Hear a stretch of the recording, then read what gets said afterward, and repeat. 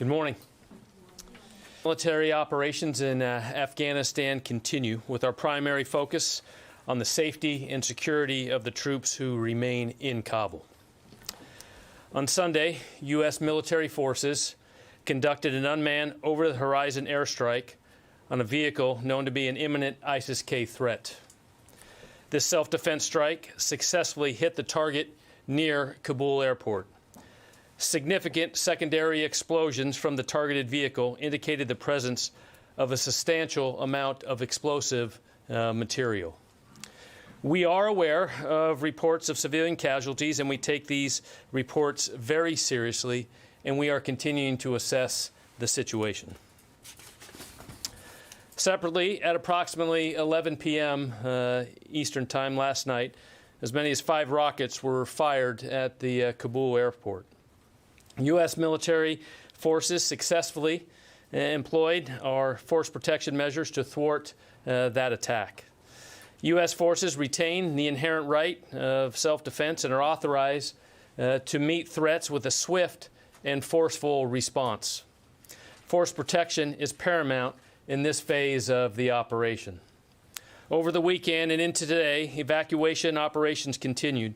Yesterday, 26 U.S. military aircraft, all C-17s, departed with approximately 1,200 evacuees. In total, there were 28 flights out of Kabul airport in the last 24 hours, which included the remaining coalition departures. As of today, more than 122,000, including 5,400 Americans, have been evacuated from Afghanistan. U.S. military troops have shown tremendous bravery and compassion as they put themselves in harm's way to evacuate as many American citizens and Afghans as possible during this operation.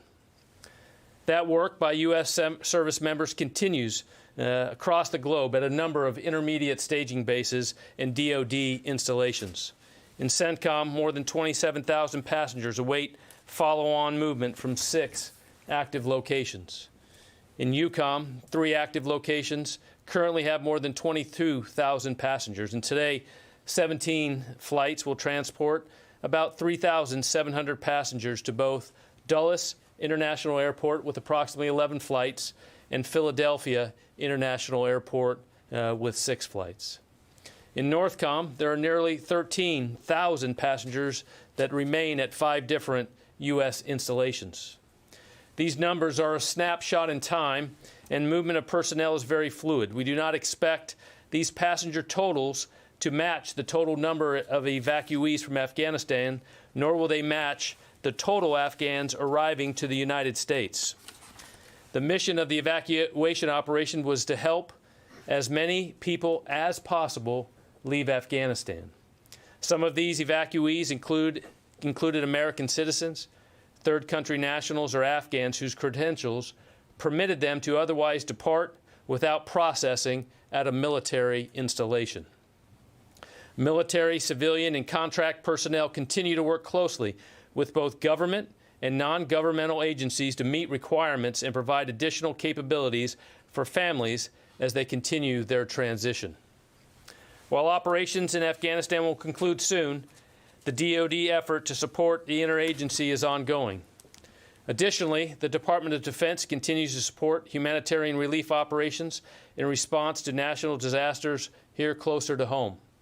In Haiti, the U.S. military assets have flown 560 sorties, providing rapid logistical and airlift support, including delivery of more than 348,000 pounds of aid. On the Gulf Coast with Hurricane Ida, NORTHCOM, as of this morning, in coordination with FEMA and our National Guard, has activated more than 5,200 personnel in Louisiana, Mississippi, Texas, and Alabama in response to the hurricane. They bring a variety of assets, including high-water vehicles, rotary lift, and other transportation capability to support recovery efforts. The U.S. Army Corps of Engineers is operational in New Orleans and is assessing the storm's impact. DoD stands ready to assist as requested by FEMA. Thank you.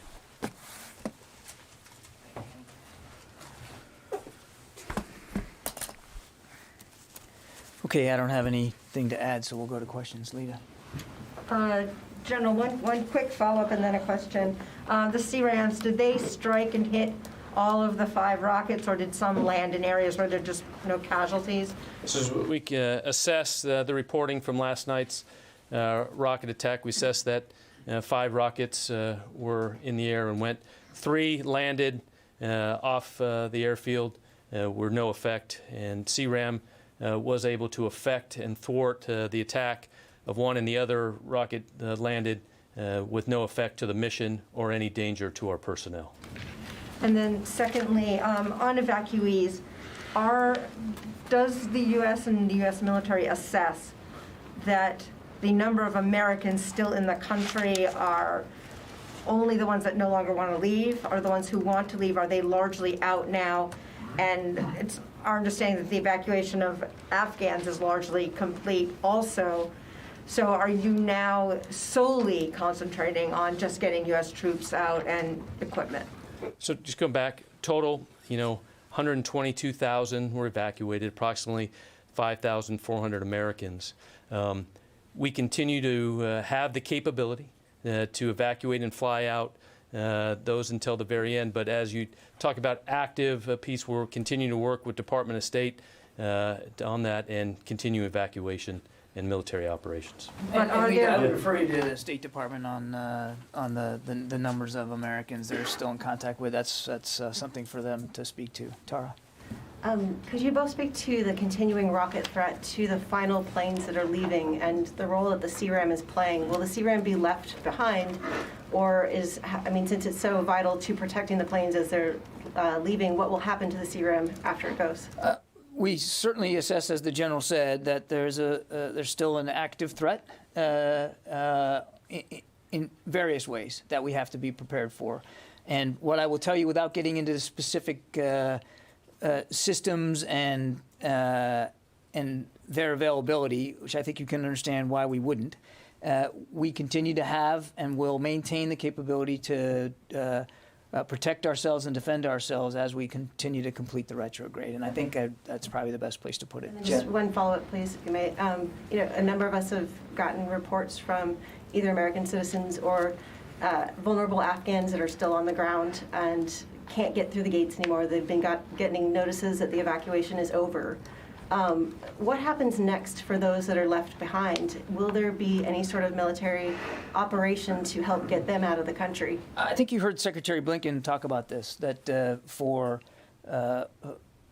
Americans and other individuals that want to be able to leave Afghanistan after our withdrawal is complete, that the State Department is going to continue to work across many different levers to facilitate that transportation. And as I said earlier, right now we do not anticipate a military role in that effort. Jen? John, General Taylor, you just said that one rocket landed with no effect to the mission. You mean it landed inside the airport perimeter, but it did not affect the mission? It landed inside the perimeter and had no effect whatsoever.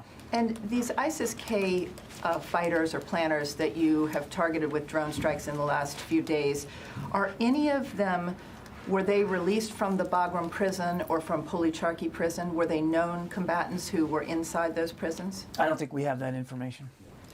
And lastly, if 5,800 Americans were left in Afghanistan when you pulled out of Bagram at the end of July, why did the U.S. military not begin evacuations of Americans before pulling out of the country? Jen, we've talked about this quite some time ago. I'm happy to revisit it.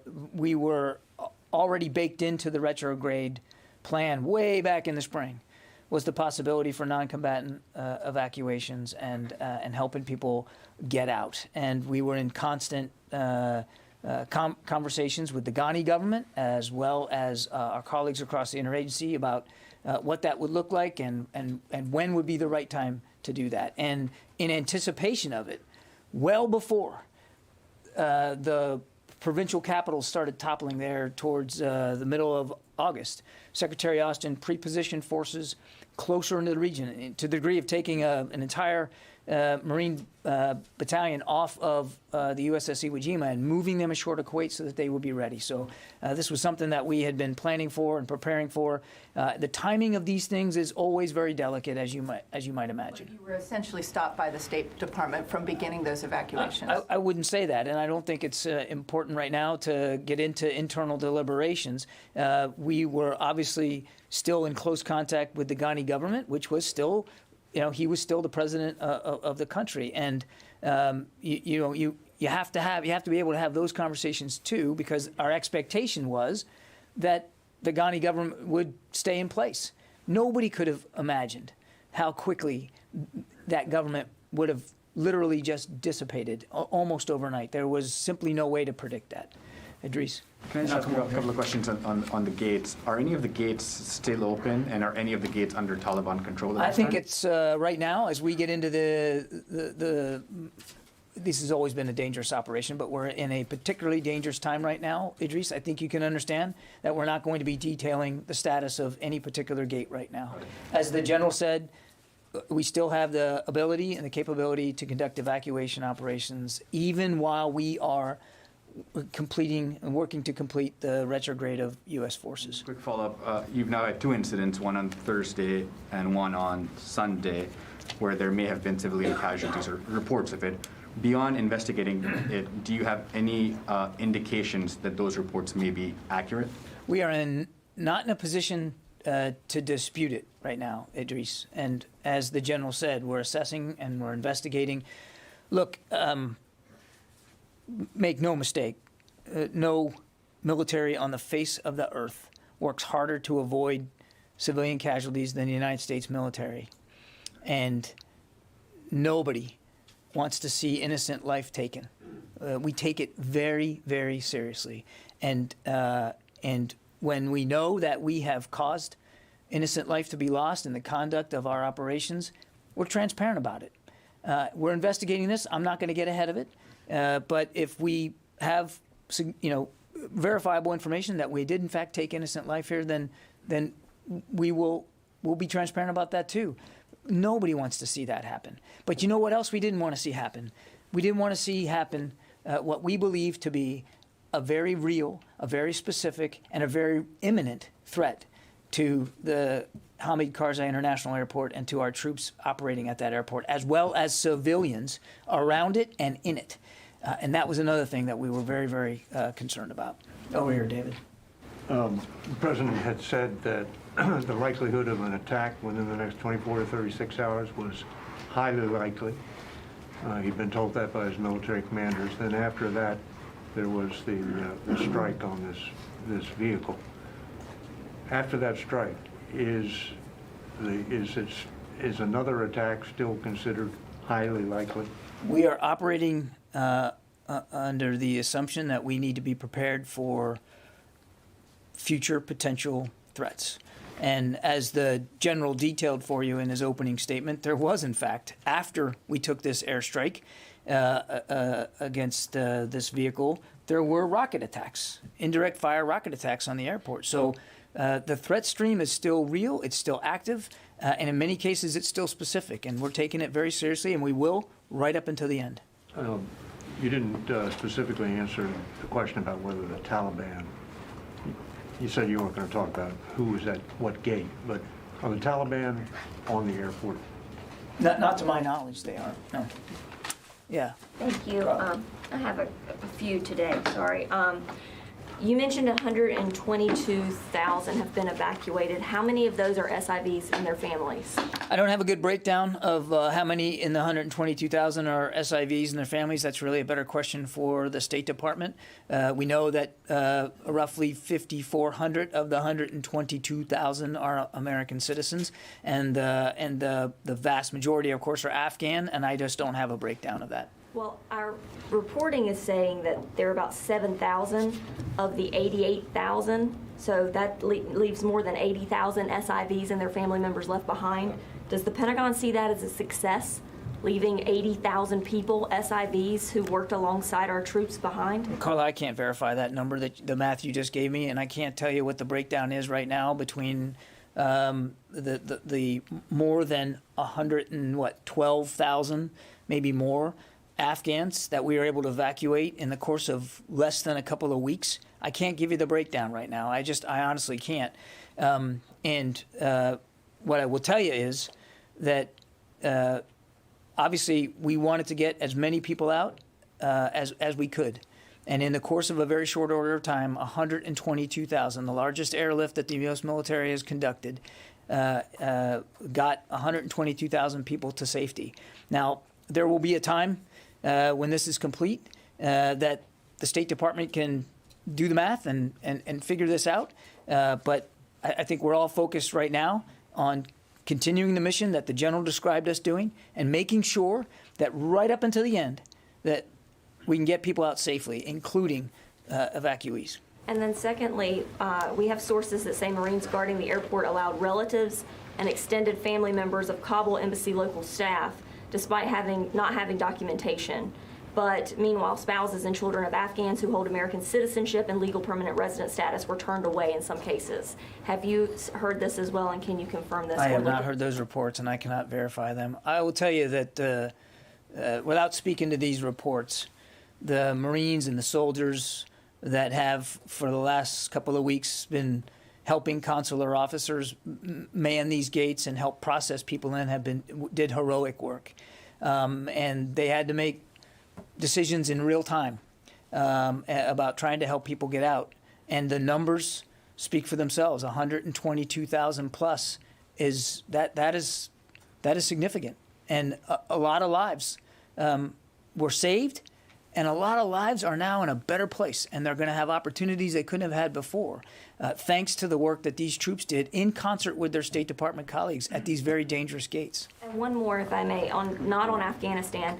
Beijing has come out with a new South China Sea policy, which forces people to self-identify while approaching their self-claimed maritime territories. This policy reportedly goes into effect on Wednesday. Does DoD plan on following that policy? I haven't seen this report, Carla, so I'm not going to take it from the podium right now. What I will do is take the question back, and we'll try to get you a better answer. But you're hitting me up with a statement from the Chinese that I have not seen, and I'm not going to speculate at this time. Nazira. Thank you, John. There is a question that many of Afghans asked me want me to ask you. They said, why President Biden not warning the Taliban that if any of a U.S. citizen or Afghan allies are hurt or killed after our departure from Afghanistan, their leadership will be targeted, just like ISIS was targeted recently? Nazir, thanks for the question. I think the president has been very clear that what our expectations are once this retrograde is complete with respect to the safety and security of American citizens. I mean, I think we've been very clear about that. And as you heard Secretary Blinken say, we're going to continue to pursue a variety of means to help those Americans who want to get out after we are gone, get out. Yeah, Tom. You talked about flights heading to Dulles and Philly. Can you give us a sense of how many people are on those flights and the breakdown of Afghans in the U.S.? I can't give you the, by manifest, so what we think is of today's 17 flights, 3,700, the majority of those are Afghans. Now, as a priority at these lily pads that are done are immediately to get the American citizens there first, and then, other green card holders on those pieces. But the majority of the flights today of those 17 are Afghans. I understand the congressional people are being briefed that you're starting to destroy munitions as well as equipment. Can you give us a sense of that effort? At Kabul? Yeah. What I go back to is commanders on the ground retain that authority and the capability to remove or destroy equipment and weapons to ensure that those don't fall into the hands of anybody else. Well, are we going to get an accounting of what has been destroyed, let's say Blackhawks or other equipment? I think when the time is right, we'll be able to try to help better flesh that out. Time's not right for that right now, Tom. Barb. Two quick questions, if I may. On the strike against the vehicle, do you The Central Command talked about secondary explosions, I think, and that, but do you actually have visual evidence that there were secondary explosions? Are you convinced that there were? Because that seems to be one of the potential contributing factors to civilian casualties. So are you certain there were secondary explosions? Yes. I just have a follow-up on a different part of this. Can you say how you're sure? No.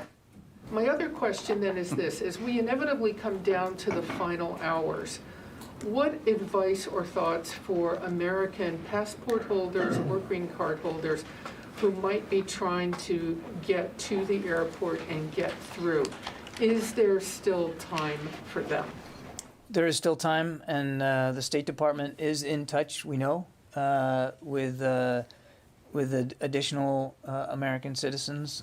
Again, given the tense security environment that we're dealing with, I think it'd be better to just not talk about it much more than that. But they are in contact. Court. What do you mean by there's still time that flights will continue tomorrow on the 31st? I'm not going to get ahead of the actual operational schedule, Courtney. I'm not going to do that. And then can you, a little bit more on the continuing strike from ISIS-K. After the U.S. is completely out on the 31st, will you coordinate with the Taliban or give them notice if you plan to conduct more strikes against ISIS? I don't think it's useful to get into hypothetical operations, future operations one way or the other. The only thing I would tell you is that the president has made it very clear that we will maintain robust over-the-horizon counterterrorism capability, the kinds of capabilities that you've seen us use in just the last 24, 36 hours, and we'll have the ability to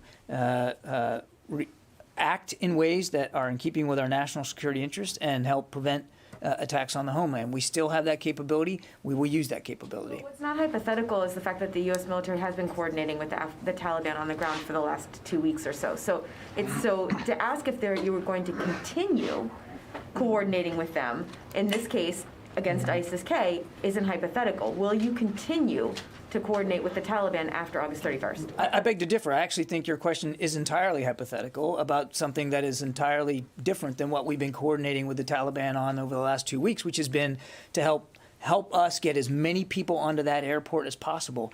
I do appreciate the sense of the question. I'm not trying to mock it. It's just that I don't think it's helpful for us to talk about what over-the-horizon counterterrorism capability is going to look like going forward and how we're going to execute it. Suffice it to say, we have the capability. We've demonstrated that over just the last couple of days in strikes that were not coordinated with the Taliban, and we have that ability to go forward. And then does the Pentagon or CENTCOM or whomever it would be have the authority to continue to conduct strikes against ISIS-K after August 31st, or do those decisions have to go to the president on a case-by-case basis? The commander on the ground has the authorities he needs right now. I'm not going to talk about authorities going forward. I will say this, not in terms of, I know what you're asking, specific approval authority for each and every strike. I won't talk about policy decisions going forward, except to say that the entire interagency, certainly the entire military chain of command, understands the existence of this threat and the possibility of this threat to continue to exist over time, and we have the capability to deal with it. Louis? Following up on these contacts with the Taliban, have there been contacts with the Taliban about the U.S. withdrawal that's going to be taking place right now and over the coming days to ensure that there are no misinterpretations of what's going on? The short answer to your question is yes. Without getting into detail, our commanders on the ground remain in communication with Taliban leaders around the airfield to deconflict and to prevent miscalculations and misunderstandings. And so far, that communication has been effective. And that applies to the withdrawal that's going on right now. It does. Nancy. I'd like to ask you about, or to follow up to Idris's questions.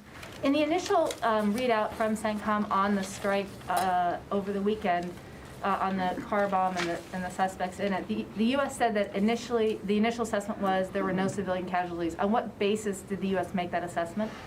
The initial statement said that we are assessing and we have no indications at this time of civilian casualties, if I remember the statement exactly, and that was true when it was said. We also put in there, or the CENTCOM put in there, that we are assessing, and we continue to assess.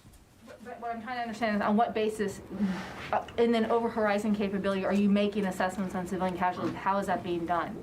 Because, well, we're we're looking at a variety of means of information, and we're obviously collecting open press reporting, and we're doing the best we can to try to understand the situation locally as best we can, and that would include discussions with the Taliban about what they might be seeing. So there's a variety of ways that we are trying to do this assessment. And then can I get more clarity on why we can't know the names of the ISIS-K suspects that were hit on Thursday?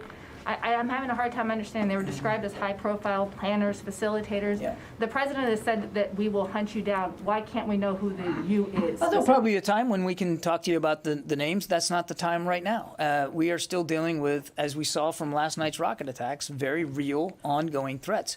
And I think we're doing what we believe to be the prudent thing with respect to the release of information. We're giving you as much as we can in as close to real time as we can, but we're not going to be able to give you everything. And we talked about that a couple of days ago when we talked about the retrograde beginning, that there was going to be a more judicious approach about information release. So there will probably become a time when we can be more forthcoming.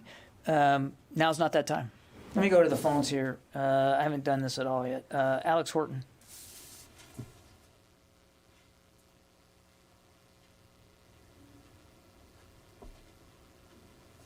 Okay, we'll come back to you, Alex. Jeff Shogel.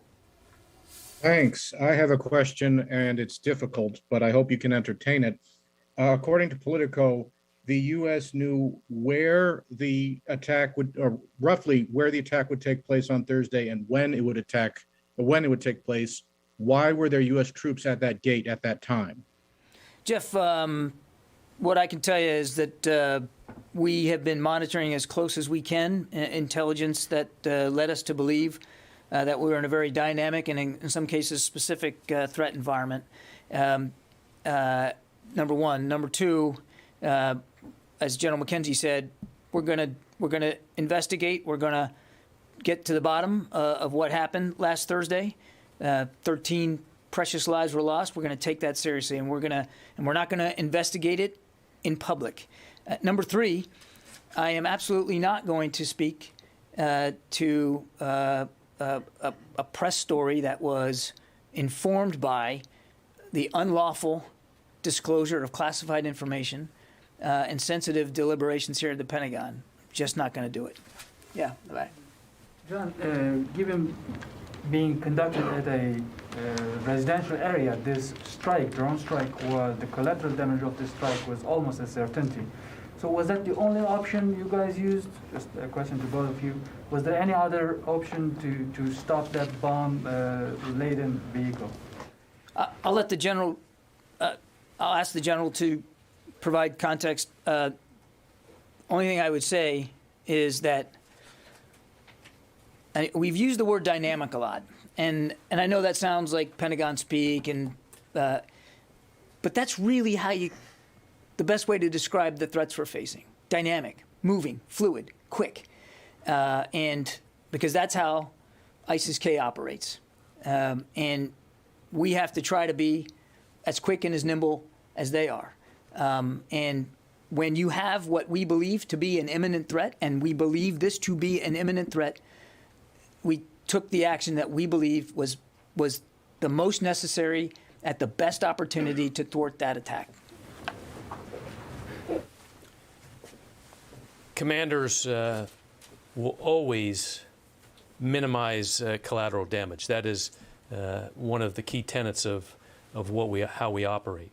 In this case, just like Mr. Kirby said, that this strike prevented a high-profile attack against both, coalition U.S. forces and other Afghan civilians.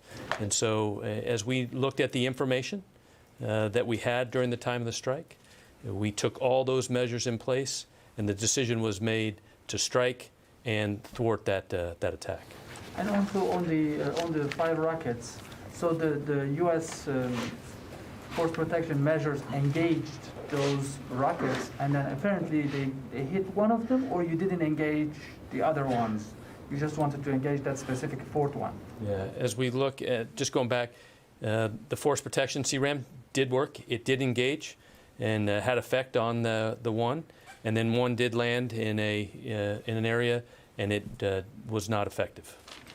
So it didn't intercept that one, right? That is correct. We intercepted one, and it was effective. Okay. The CRAM was effective. Thank you. Therese.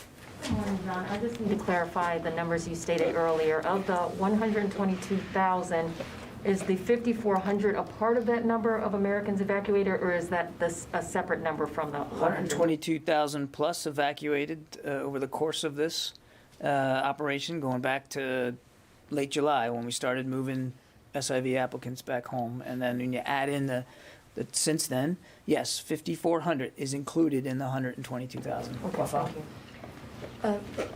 Of course, I understand you can't give us an update on the number of troops on the ground, but are you still confident that all the troops will be out by the deadline? And also, if you can clarify when the deadline will come into effect, like Kabul time, August. It's a little bit confusing. No, fair. Answer to your first question is yes, and the answer to your second question is I'm not going to get into it. Janie. Thank you, John. If the ISK terrorists continues terrorism in Afghanistan, even after the withdrawal of U.S. troops on the 31st, will the United States get involved in the war on terror again? Well, I think I'd like to go back to what I said before to Courtney. The president's made it clear that our combat mission, the war we have been fighting in Afghanistan, that's going to end, and it's going to end very soon here. But what's not going to end is our commitment, especially here at the Defense Department, to protect the American people from threats, and particularly from any terrorist threat that could emanate from Afghanistan again. And as I said to the previous answer, you can see in just the last 24, 36 hours that we do have an effective over-the-horizon counterterrorism capability. We've employed it now twice, and that capability will remain. And obviously, we're not going to detail what it looks like on any given day against any particular threat, but we're going to maintain that capability to protect the American people from threats that could emanate from Afghanistan. And it's also important to remember that the counterterrorism threat isn't just in Afghanistan. It's in the Levant. It's in North Africa. I mean, and you guys have all seen that. And we are going to still maintain that ability to thwart those threats as best we can. And over the horizon is not something new to us either. I mean, we've been doing it for a long time in places outside Afghanistan. Yeah. That over-horizon ability for strike and for ISR, is that still coming from Gulf bases, or are you making progress with regional partners for that over-horizon? It comes from over the horizon, Abraham, and I'm not going to go into more detail on that. Is being made with those negotiations? We continue to have discussions with neighboring nations about possibilities. I don't have anything to announce today. Alex, let me come back to you. You there? Yeah, can you hear me, John? I got you. Yeah, going back to the strike, the drone strike on the vehicle, I want to revisit the evidence you used. It seems like verification that it was a legitimate target came from the secondary explosion, though an ordnance expert and trained EOD tech told me, assessing the wire photos, publicly available photos of the scene show, a lack of soot on the walls, relatively little amount of shrapnel. There's a tree that was knocked down that with the foliage still intact. So, after viewing these things, do you still stand by with a high degree of confidence that there was a significant explosion and not something like, a gas tank explosion or something like that may misdirect the evidence of a big secondary explosion? No. We know that, as I said earlier, there was a secondary explosion that assessed that what was there was going to be used in a high-profile attack.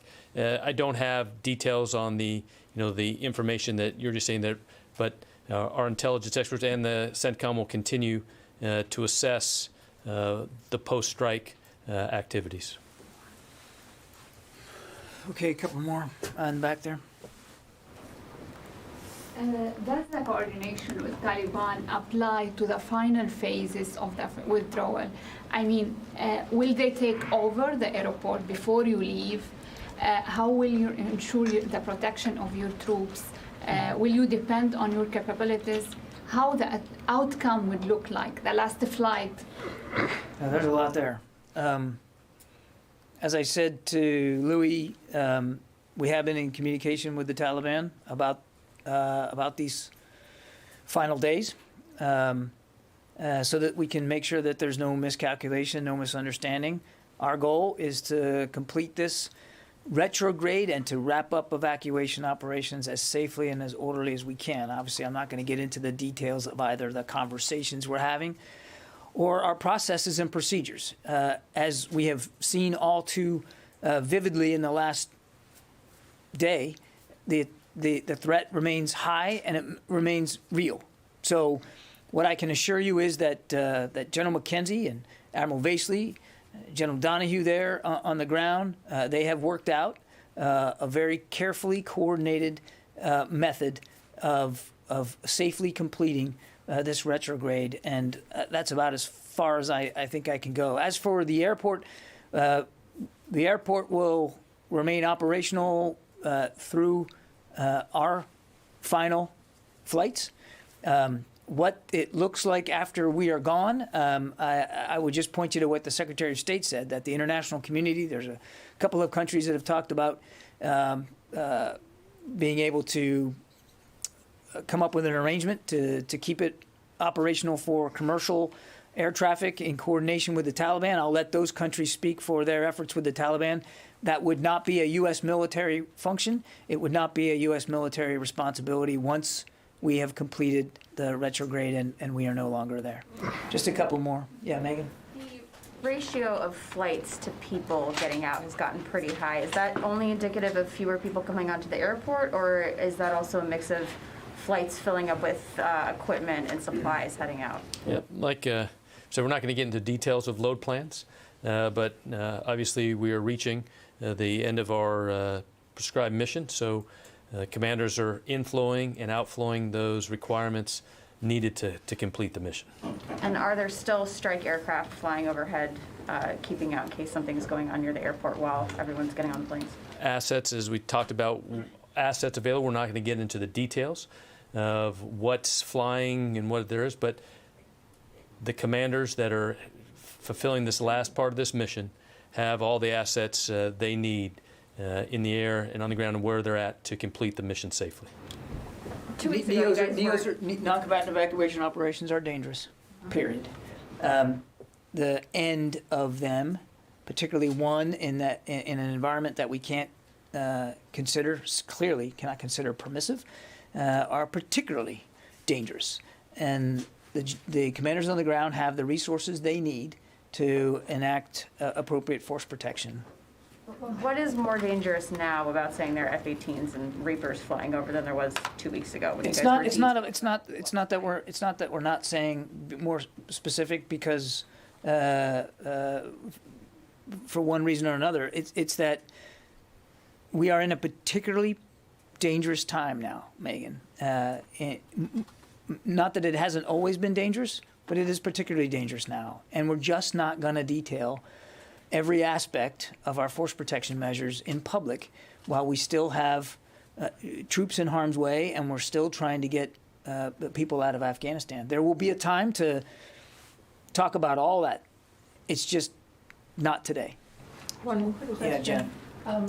There's an American hostage still being held by the Taliban. Has the Taliban agreed to release Mark Frerichs before the U.S. leaves? Does the U.S. have any plans to leave without this American hostage? Well, without getting into specifics, Jen, I can tell you that we share the entire government's concerns over Mr. Frerichs and our strong desire to see him returned home to his family where he belongs.